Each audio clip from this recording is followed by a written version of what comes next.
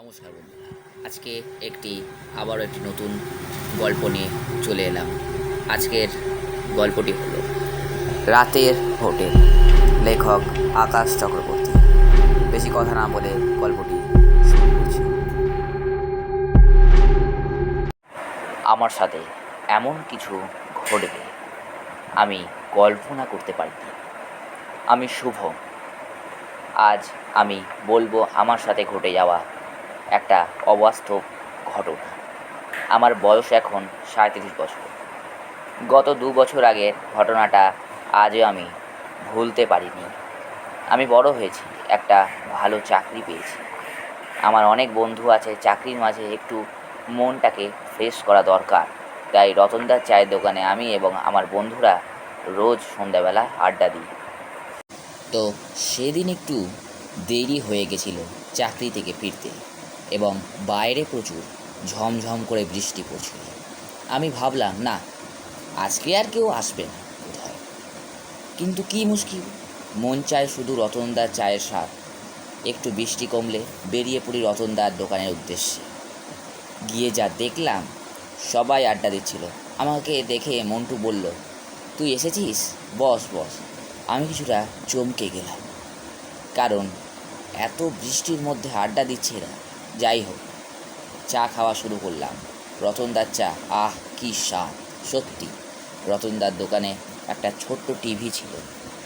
টিভিতে কম সাউন্ড ছিল, তাই খবর শোনার জন্য রতনদা সাউন্ড বাড়াতেই খবরটা শুনে আমি এবং আমার বন্ধুরা চমকে উঠলাম।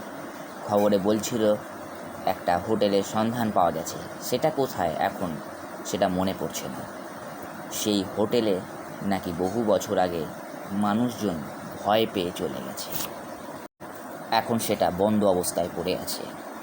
আমার বন্ধুরা হঠাৎ চেঁচিয়ে উঠল। ওরা বলল, এরকমই একটা হোটেল চাইছিলাম, যেটা একটা ভূতরে হবে। আমি একটু চমকে উঠলাম। আমি বললাম, কেন? ওরা বলল, তুই কি ভূতে ভয় পাস নাকি? আমি বললাম, হ্যাঁ, মানে না। আমার পাশ দিয়ে চিন্টু বলল, চল চল সেখানে যাই। রতনদা পাশ দিয়ে বলল, তোমরা যাচ্ছ যাও, সেখান থেকে ফিরে আসতে পারবে তো ঠিক মতো? আমি আর আমার বন্ধুরা রতনদার এই কথা শুনে খুব চমকে গেলাম এবং ভয় পেয়ে গেলাম। তখন বাজে রাত 8:20। আমি বললাম, তাড়াতাড়ি চ, রাত হয়ে গেছে। তাড়াতাড়ি বেরিয়ে গেলাম আমরা একটা টোটো। চলে এলাম সেই ভয়ঙ্কর হোটেলের সামনে। হোটেলটাকে সত্যি বলতে গেলে খুবই ভয়ঙ্কর। 5 তলা ছিল সেই হোটেল। খুবই নোংরা অবস্থায় ছিল হোটেলটা, যেন দরজাটা বন্ধ অবস্থায় ছিল। পাশে একটা দরজা ছিল, সেটা ধাক্কা দিতেই খুলে গেল। ভিতরে ঢুকতেই বোঝা গেল বহু বছর ধরে পড়ে আছে হোটেলটা। আমার একটা ভিতরে ভয় ভয় লাগছিল। আমি কারোর উপস্থিতি অনুভব করছিলাম। যখন আমরা সিঁড়ি দিয়ে উঠছিলাম, তখন এক শব্দ আমাদের কানে ভেসে উঠল। সম্রাট বলল, এটা তো কোনো রেডিও বা FM এর শব্দ। আমি বললাম, কি বলছিস, এখানে রেডিও কেন থাকবে? যখন সিঁড়ি দিয়ে উঠলাম, উঠে যে জিনিসটা দেখতে পেলাম, দেখলাম সত্যি একটা রেডিও বেজে উঠেছে বারবার, অনেকটা কলিং বেলের মতো। আমি বুঝতে পারছিলাম না এখানে এটা কি করে এলো। তখন আমরা ছিলাম একতলাতে। এবার যে শব্দটা, এটা শোনার জন্য কেউ প্রস্তুত ছিলাম না। অনেকটা যেমন কল থেকে ফোঁটা ফোঁটা জল পড়লে যে শব্দটা হয়, সেরকমটা। এবার আমরা খুব ভয় পেয়ে গেলাম। চিন্টু বলল, সম্রাট দা, বাড়ি চলো। বলে রাখা ভালো, চিন্টু সম্রাটকে দাদা বলেই ডাকতো। যাই হোক, আমি প্রচণ্ড ভয় পাচ্ছিলাম। কোথা থেকে শব্দটা আসছিল বোঝা যাচ্ছিল না। আমাদের সেখানে যাওয়ারও সাহস ছিল না। মন্টু বলল, চল দোতলাটা ঘুরে আসি। এমনিতেই অন্ধকার, সব কিছু ভালো করে দেখা যাচ্ছিল না। আছে বলতে 2টো টর্চ। আমরা সবাই ভয় পাচ্ছিলাম। সম্রাট বলল, চল যাওয়া যাক, যখন এসেছি এখানে তাহলে দেখা যাক। আমি খুব ভয় পেয়ে সিঁড়ি দিয়ে উঠছিলাম, তখন দেখলাম ঘড়ি কাঁটায় বাজে রাত 10টা। আমি বললাম, অনেক রাত হয়ে গেছে, বাড়ি চল। কেউ আমার কথায় পাত্তা না দিয়ে সবাই দোতলায় উঠে পড়ল। আমিও উঠে গেলাম ওদের সাথে।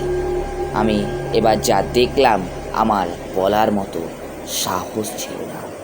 দেখলাম ঠিক সম্রাটের মতো দেখতে, বলতে গেলে একজন একটা রুম থেকে বেরিয়ে অন্য রুমে চলে গেল। এটা আমি কি দেখলাম, আমি নিজের চোখকেও বিশ্বাস করতে পারছিলাম না। সবার সামনে সম্রাট ছিল। একটা ঘুটঘুটে অন্ধকার ঘর দেখতে পেলাম সামনে। চিন্টু বলল, সম্রাট দা, তুমি প্রথমে যাও। সম্রাট কেন জানি না কোনো ভয় না পেয়ে ঢুকে গেল সেই ঘরে। প্রায় 10 মিনিট হতে চলল, এখনও সম্রাট বাইরে বেরোল না। আমরা সবাই খুব ভয় পেয়ে গেলাম। আমি বললাম, সম্রাটের কিছু হলো না তো? মন্টু বলল, কি যে বলিস শুভ, কেন কিছু হবে সম্রাট আমাদের সাথে মজা করছি। আমরা প্রায় 20 মিনিট ধরে দাঁড়িয়ে আছি। হঠাৎ আমি অনুভব করলাম আমার জুতোর নিচটা ভিজা ভিজা লাগছে। নিচে তাকাতেই আমি এক চিৎকার করে উঠলাম। সবাই আরও ভয় পেয়ে গেল। সবাই জিজ্ঞাসা করলো, কী হলো রে, কী হয়েছে? আমি বললাম, নিচে তাকা। সবাই চিৎকার করলো, রক্ত রক্ত রক্ত। কী করে এলো এখানে? আমি বুঝতে পেরেছিলাম এরকমই হবে। আমি সেখান থেকে আর কোনো দেরি না করে আমি সেখান থেকে এক ছুট মেরে বাইরে বেরিয়ে এলাম বুকে সাহস নিয়ে। নিচে আসতেই দেখলাম হোটেলের লাইট অন অফ হচ্ছিল। সব বন্ধুরা ভয়ে ছুটে নেমে বেরিয়ে এলো। আর কোনো কথা না বলে এক ছুটে বাড়ি চলে গেলাম। আজ পর্যন্ত সম্রাটের কোনো খোঁজ পাওয়া যায়নি। এরপর ওই হোটেলের কথা আমাদের বলতে এখনও ভয় করে। গল্পটি এখানেই শেষ। নমস্কার, আমি সাউন্ডে ছিলাম আকাশ চক্রবর্তী। আমাদের আজকের গল্প রাতের হোটেল গল্পটি এখানে সমাপ্ত হয়েছে। ভালো লাগলে অবশ্যই লাইক করবেন, কমেন্ট করবেন, শেয়ার করবেন। Thank you. আবার নতুন গল্প।